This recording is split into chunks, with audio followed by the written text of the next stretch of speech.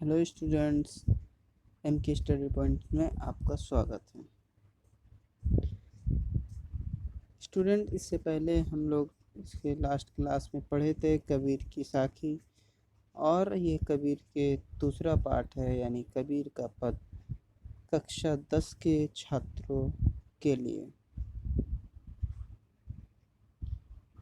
Students, Kabir के पद में दो पद दिया गया है और प्रस्तुत पद के माध्यम से कबीर जी क्या कहना चाहते हैं हम लोग जानेंगे।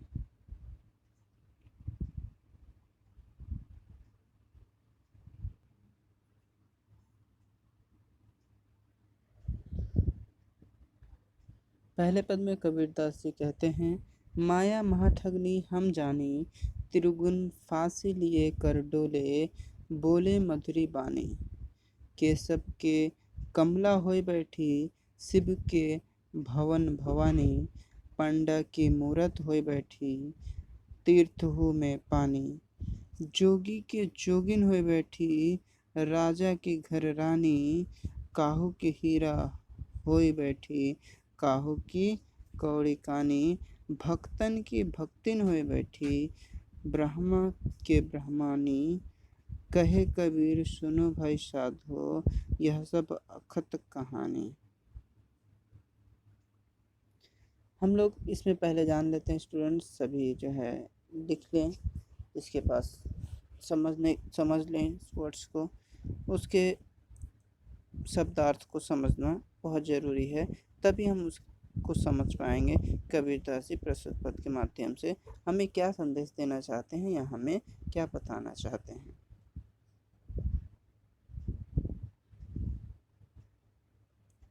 स्टूडेंट्स, माया का मतलब होता है संसारिक लोभ। माया मतलब क्या होता है? संसारिक लोभ। ठगनी मतलब होता है ठगने वाला। ठगनी मतलब क्या होता है? ठगने वाला। हम जानी का मतलब क्या होता है? हम जानी मतलब हम जानते हैं, मुझे पता है। त्रिगुण मतलब होता है तीन गुण। फांसी मतलब होता है फांसी, है ना? फांसी मतलब होता है फांस कर।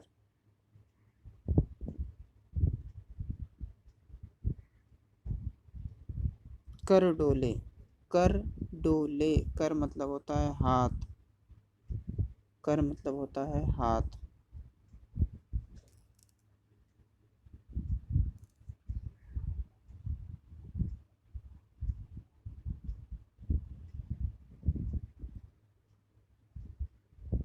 मधुरी बानी क्या बताएंगे फिर? मधुरी बानी मतलब स्टूडेंट्स क्या होते हैं? मधुर बोली, मीठी बोली। केशव किसको बोला गया है? केशव बोला गया है विष्णु को। कमला बोला गया है विष्णु की पत्नी। भवानी किसको बोला गया है? पार्वती को। पाड़ा किसको बोला गया? पांडा को। ठीक है। मूरत मतलब मूर्ति।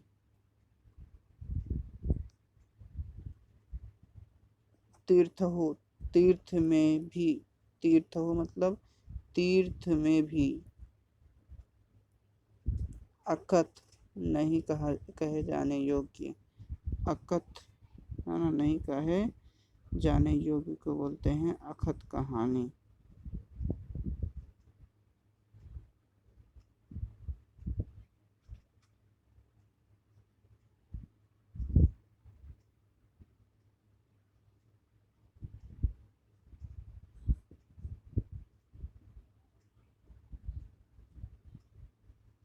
प्रस्तुत पद के माध्यम से कबीरदास जी कहते हैं कि माया महाठगनी है। माया महाठगनी है, लोगों को ठगते हैं। यह अपने हाथों में त्रिगुण फांस लेकर चलते हैं। अपने हाथों में कौन से फांस लेकर? त्रिगुण फांस। ध्यान से सुनना, त्रिगुण फांस कौन कौन से फांस होते हैं? त्रिगुण यानी तीन गुण वाले फांस।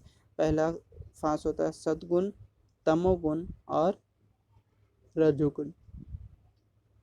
तजगुण, सद्गुण, तमोगुण, रजोगुण। तथा अपनी मीठी वाणी से सबको अपने फंदे में ले लेती है। अपनी मीठी बोली से सभी को अपने ओर आकर्षित कर लेती है, सभी को अपने ओर बुला लेती है माया। बोले जैसे माया कई रूपों में लोगों के पास पाए जाते हैं, घर में पाए जाते हैं, सभी के पास होते हैं, बस उसका रूप जो है बदला हुआ रहता है। विष्णु के साथ कमला के रूप में है, शिव के साथ पार्वती के रूप में माया है, और पांडे के साथ मूर्ति तथा तीर्थों में पानी के रूप में रहती है। यह योगी जी घर योगिनी, अगर कोई योगी है तो उसके घर योगिनी के रूप में रहती है, अगर कोई राजा है तो उसके घर में रानी के रूप में रहती है। किसी के पास अगर हीरा के रूप में है तो किसी के पास कुछ भी नहीं है, कानी कौड़ी के रूप में है। तो भक्त के यहाँ भक्तिन के रूप में होगा, ब्राह्मण के यहाँ ब्राह्मणी के रूप में होगा। इस प्रकार माया की इस रूप लीला के बारे में कुछ भी बता पाना बड़ा ही मुश्किल होता है। इसलिए माया महाठगनी होता है, बहुत कठिन है कि हम माया के बारे में जान सके। किस रूप में अपने फंदे में ले लेती है माया, जो है अपने किस रूप में आएगी, किस रूप में मनुष्य को अपने फंदे में ले लेगी, कोई भी उसके रूप को समझ या जान नहीं पाता है।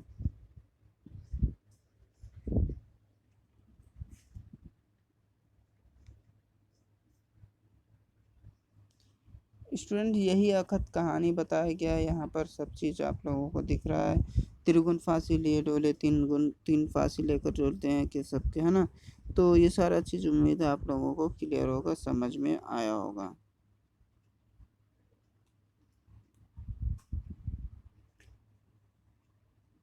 स्टूडेंट्स अगले पद में चलते हैं। अगले पद में बोला गया है, झूठे तन को क्या गरवावे, मरे तो पल भरी रहन न पावे, खीर सांड घृत पिंड सवारा, और प्राण गए ले बाहरी जारा, जिहि सिरी रचि रचि बांधत पागा, सो सिरी चचु सवार ही कागा, हाड़ जैसे जरे हार जरे जैसे लकड़ी झुरी, केस जरे जैसे तृण के कुरी, कहे कबीर नर आज न जागे, जम का दंड मुँह माही लागे। प्रस्तुत पद में पहले हम लोग कुछ शब्दार्थ लिख लेंगे। गर्वावे का मतलब क्या होता है? गर्वावे का मतलब होता है गर्व करना। गर्वावे का मतलब गर्व करना। पल भरी, पल भरी मतलब क्या होता है? पल भर मतलब एक पल भी।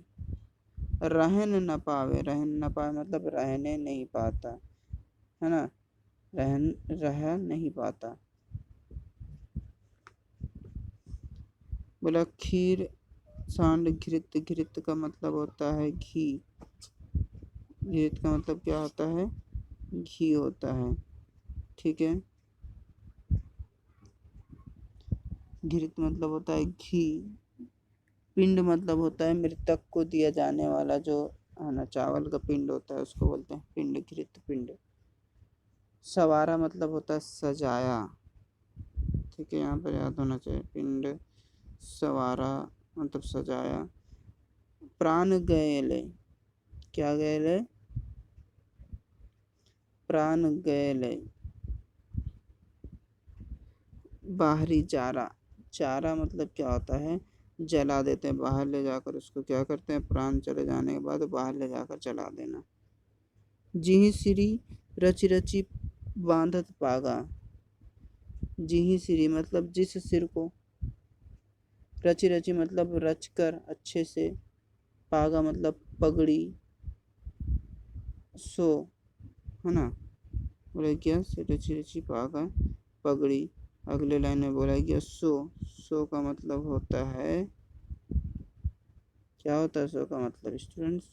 सो मतलब हो जाएगा उस, ठीक है। चंचू सवार ही,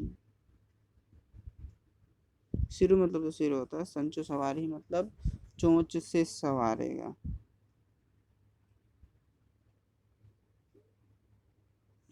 कागा मतलब कौआ, ठीक है। हार जरे, क्या जरे? हार जरे यानी हड्डी जलते हैं, हार जरे हड्डी जलते, जैसे लकड़ी झुरी, लकड़ी की तरह झुरी मतलब सूखा हुआ। तृण के कुरी,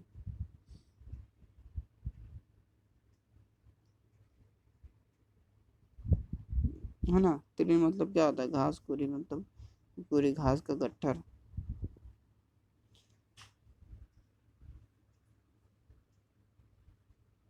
आजू न जागे, आजू मतलब आज नहीं जागना, है ना, अब भी नहीं जागे। तो जम, जम मतलब क्या होता है, यमराज। दंड, डंडा। मुड़ मतलब सिर। माही लागे, माही मतलब में, सिर में लगेगा।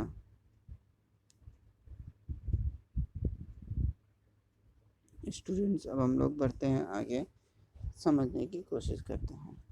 प्रस्तुत पद में कबीर कहते हैं कि यह तन को झूठा है, यह तन क्या है, झूठा है और नासवान है, ये एक दिन खत्म हो जाएगा, हमेशा मेरे साथ नहीं रहेगा। इस पर गर्व क्या करना, इस पर हमें गर्व क्या करना।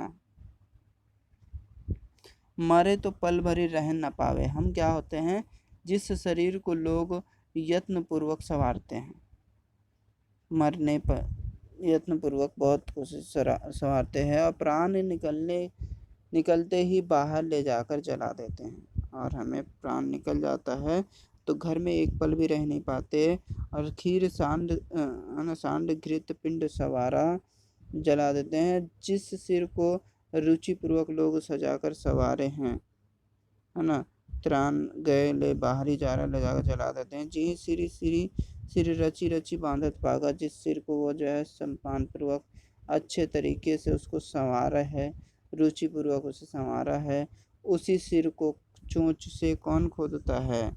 सो सिरी चच्चू सवारी कागा, यानी कागा मतलब बताएं कौवा, तो वही सिर को कौन संवारता है, कौवा संवारता है।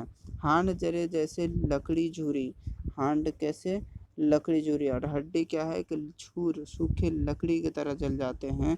केस जरे जैसे तिरिन की कोरी, और जो केस होते हैं, बाल होते हैं, वो सूखे घास की तरह जल जाते हैं। कहे कबीर नर आजू न जागे, जम का दंड मोह माही लागे।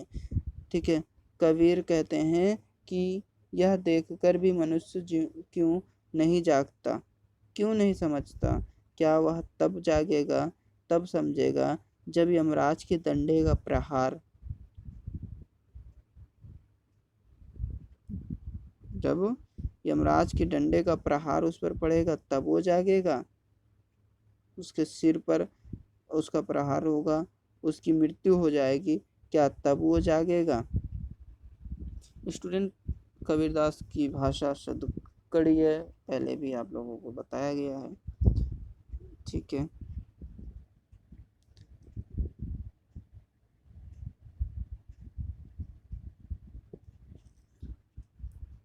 साकी क्या है बता दिया गया है। स्टूडेंट, साकी क्या है, प्रमाणिक एवं प्रत्यक्ष ज्ञान पर आधारित कुछ दोहे होते हैं, प्रमाण देते हुए कुछ दोहे होते हैं, दोहे की शैली में रची होती है कविता, तो उसको साकी कहते हैं। बोला गया कि अगर इसमें पूछ लेगा कि किसकी कृपा से सदगुरु की प्राप्ति होगी, तो हमें बताना है ईश्वर की कृपा से ही सदगुरु की प्राप्ति होती है। साधुओं की संगति से क्या लाभ है, और साधुओं की संगति का लाभ यह है कि उनकी संगति कभी भी बेकार नहीं जाती, उसका फल निश्चय ही मिलता है। स्टूडेंट्स, आज के लिए इतना ही, फिर अगला पार्ट हम लाएंगे, अगले पार्ट को एक्सप्लेन करेंगे। आप लोगों को समझ में आ गया, लाइक करें, कमेंट करें, और जो लोग नए हैं वो सब्सक्राइब करें। धन्यवाद।